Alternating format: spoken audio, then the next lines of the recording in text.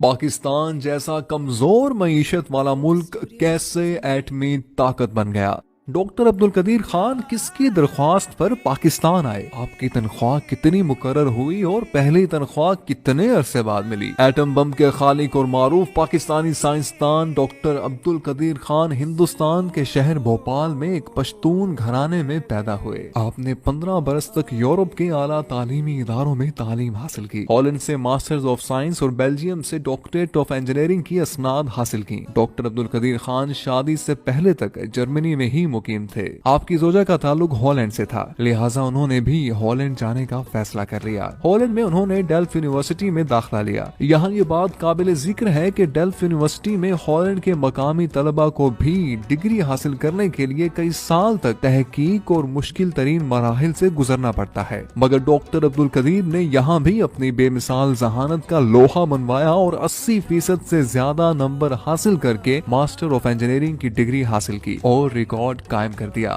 بعد ازاں وہ کچھ عرصہ مشہور پروفیسر برگزر کے ساتھ بطور اسسٹنٹ کام کرتے رہے۔ ان کی صحبت میں رہ کر آپ کی تخلیقی صلاحیتوں کو مزید جلا ملی۔ دلچسپ بات یہ ہے کہ ڈاکٹر عبدالقدیر خان پر ہالینڈ کی حکومت نے اہم معلومات چرانے کے الزام میں مقدمہ بھی دائر کیا، لیکن ڈاکٹر عبدالقدیر خان کی خوش قسمتی تھی کہ جب ہالینڈ، بیلجیم، برطانیہ اور جرمنی کے پروفیسرز نے ان الزامات کا جائزہ لیا تو انہوں نے ڈاکٹر عبدالقدیر خان کو بری کرنے کی سفارش کرتے ہوئے کہا کہ جن معلومات کو چرانے کی بنا پر مقدمہ دائر کیا گیا ہے وہ تو عام کتابوں میں بھی موجود ہیں، جس کے بعد ہالینڈ کی عدالت عالیہ نے ان کو باعزت بری کر دیا۔ آپ 31 مئی 1976 کو پاکستان کے اس وقت کے وزیر اعظم ذوالفقار علی بھٹو کی دعوت پر پاکستان تشریف لائے اور انجینئرنگ ریسرچ لیبارٹریز کے نام سے پاکستانی ایٹمی پروگرام پر کام شروع کیا۔ بعد ازاں 1 مئی 1981 کو اس ادارے کا نام صدر پاکستان جنرل محمد ضیاء الحق نے تبدیل کر کے doctor A.Q. Khan research laboratories رکھ دیا۔ یہ ادارہ پاکستان میں یورینیم کی افزودگی میں نمایاں مقام رکھتا ہے۔ ایٹمی طاقت بننے کی کہانی ڈاکٹر عبدالقدیر خان کی زبانی کچھ یوں ہے۔ ڈاکٹر صاحب کہتے ہیں کہ جب میں دسمبر 1975 میں پاکستان آیا تو وزیر اعظم ذوالفقار علی بھٹو نے یہ درخواست کی کہ میں واپس نہ جاؤں اور پاکستان کے ایٹمی پروگرام پر کام کروں، لہٰذا وطن عزیز سے اپنے جذبہ محبت کی وجہ سے میں سب کچھ چھوڑ کر بیرون ملک سے پاکستان آیا۔ بہت ہی قلیل تنخواہ پر کام کیا اور ان گنت مشکلات اور سازشوں کا سامنا کیا، لیکن ہمت نہیں ہاری۔ عزم مصمم کے ساتھ پاکستان کو ایٹمی قوت بنانے اور اس کے دفاع کو ناقابل تسخیر بنانے کے لیے پرعزم رہا اور اپنی ٹیم کے ساتھ نہایت کم عرصے میں پاکستان کو ایٹمی قوت بنا دیا۔ میں نے اربوں ڈالرز کی ٹیکنالوجی پاکستان کو مفت فراہم کی۔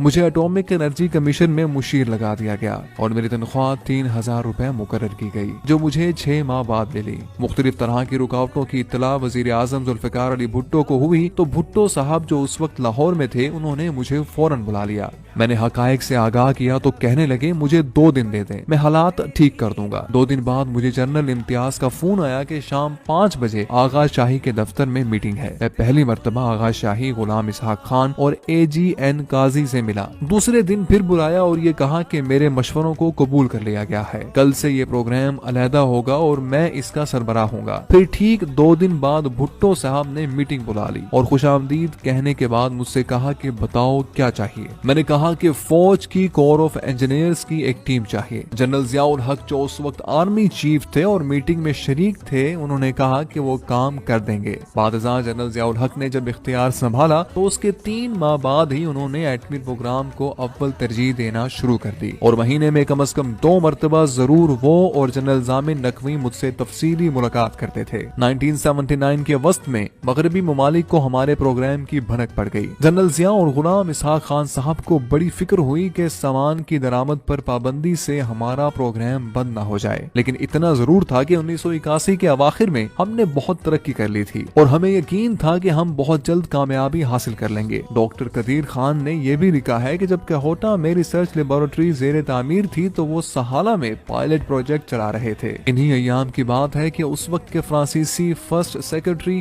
فوکو کہوٹا کے ممنوعہ علاقے میں بغیر اجازت گھس آئے تھے، جس پر ان کی مار کٹائی ہوئی اور پتہ چلا کہ وہ CIA کے لیے کام کرتے ہیں۔ انہوں نے تہران میں اپنے CIA باس کو لکھا کہ کہوٹا میں کچھ عجیب و غریب ہو رہا ہے۔ ڈاکٹر صاحب رقم تراز ہیں کہ 1983 میں ہم نے کئی کولڈ ٹیسٹ کیے اور وہ بہت امید افزا تھے۔ 1984 میں ہم نے مزید ٹیسٹ کیے اور ہمیں یقین ہو گیا کہ اب ہم کامیابی کے قریب ہیں۔ جنرل ضیاء الحق نے میرے سامنے آغا شاہی اور بعد میں صاحبزادہ یعقوب علی خان کو بھی سختی سے ہدایت کر دی تھی کہ وہ کسی بھی ملک سے ایٹمی پروگرام پر قطعی بات نہ کریں، بلکہ صاف کہہ دیں کہ یہ بات آپ ضیاء الحق کے ساتھ کریں۔ ڈاکٹر صاحب فرماتے ہیں کہ حقیقت یہ ہے کہ ایٹمی پروگرام میرے مشورے پر ذوالفقار علی بھٹو نے شروع کیا، لیکن یہ بھی حقیقت ہے کہ ان کی وفات کے بعد صدر ضیاء الحق اور غلام اسحاق خان مغربی دباؤ رد نہ کرتے تو بھی ہمارا پروگرام ختم نہ ہو سکتا تھا۔ ڈاکٹر عبد القدیر خان وہ مایاناز سائنسدان ہیں کہ جنہوں نے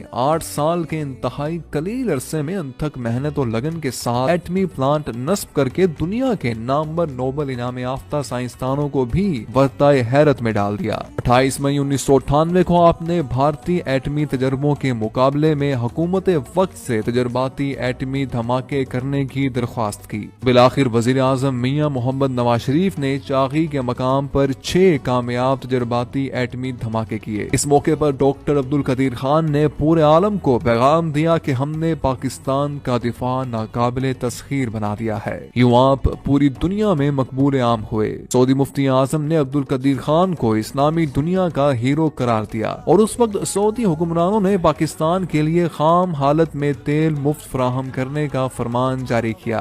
مغربی دنیا نے پروپیگنڈے کے طور پر پاکستانی ایٹم بم کو اسلامی بم کا نام دیا، جسے ڈاکٹر عبد القدیر خان نے بخوشی قبول کیا۔ پرویز مشرف دور میں پاکستان پر لگنے والے ایٹمی مواد دوسرے ممالک کو فراہم کرنے کے الزام کو ڈاکٹر عبد القدیر نے ملک کی خاطر سینے سے لگایا اور نظر بند رہے۔ ڈاکٹر عبد القدیر صاحب بہت اچھے لکھاری بھی ہیں، ادب سے آپ کو گہرا لگاؤ ہے۔ یہ ان کے اپنے ہی اشعار ہیں جن کو انہوں نے اپنے دکھ اور کرب کے اظہار کا ذریعہ بنانے کی کوشش کی ہے۔ اس قدر مشکلیں جھیلنے اور بعد ازاں مسلسل نظر بندی کے بعد یہ کہنے پر مجبور ہو گئے، اس ملک کے بے مثال میں ایک مجھ کو چھوڑ کر ہر شخص بے مثال ہے اور با کمال ہے۔ گزر تو خیر گئی ہے تیری حیات قدیر، ستم ظریف مگر کوفیوں میں گزری ہے۔ اگر یہ کہا جائے تو بے جانا ہوگا کہ قائد اعظم محمد علی جناح نے پاکستان بنایا اور ڈاکٹر عبد القدیر خان نے اس کا دفاع ناقابل تسخیر بنایا، گویا ایک بنانے والا اور دوسرا استحکام بخشنے والا ہے۔ 1993 میں کراچی یونیورسٹی نے ڈاکٹر عبد القدیر خان کو ڈاکٹر آف سائنس کی اعزازی سند سے نوازا۔ 14 اگست 1996 میں صدر فاروق لغاری نے ان کو پاکستان کا سب سے بڑا سول اعزاز نشان امتیاز دیا، جبکہ 1989 میں ہلال امتیاز کا تمغہ بھی ان کو عطا کیا گیا۔ آپ نے 150 سے زائد سائنسی تحقیقاتی مضامین بھی لکھے ہیں۔ ڈاکٹر عبد القدیر خان ایٹمی سائنسدان ہونے کے ساتھ ساتھ انتہائی رحم دل اور انسانیت کا دم بھرنے والے انسان ہیں۔ وہ انسانیت کی خدمت کے لیے بھرپور کردار ادا کرنے کا جذبہ رکھتے ہیں۔ ڈاکٹر عبد القدیر خان نے اسی جذبے کے تحت پاکستان کے دوسرے بڑے شہر لاہور میں ڈاکٹر AQ خان ہسپتال کے نام سے بنیاد رکھی ہے۔ ان کا یہ جذبہ انتہائی قابل تحسین ہے کہ وہ تمام تر مشکلات کے باوجود پاکستانی قوم کے لیے اپنی تمام تر صلاحیتیں صرف کرنا چاہتے ہیں۔ ڈاکٹر عبد القدیر خان کی زیر قیادت زندہ دلوں کے شہر لاہور میں مینار پاکستان کے سائے تلے اور بادشاہی مسجد کے پہلو میں 7 منزلہ عمارت پر مشتمل ڈاکٹر AQ خان ہسپتال تعمیر کیا جا رہا ہے۔ اس ہسپتال کا کل رقبہ 16 کنال پر محیط ہے۔ ہسپتال کی تعمیر کا تخمینہ تقریباً 100 کروڑ روپے ہے۔ 300 بستروں پر مشتمل یہ ہسپتال غریب اور مستحق مریضوں کو کسی تفریق و امتیاز کے بغیر ہر طرح کے امراض کے علاج کے لیے بین الاقوامی معیار کی سہولیات ایک ہی چھت تلے فراہم کرے گا۔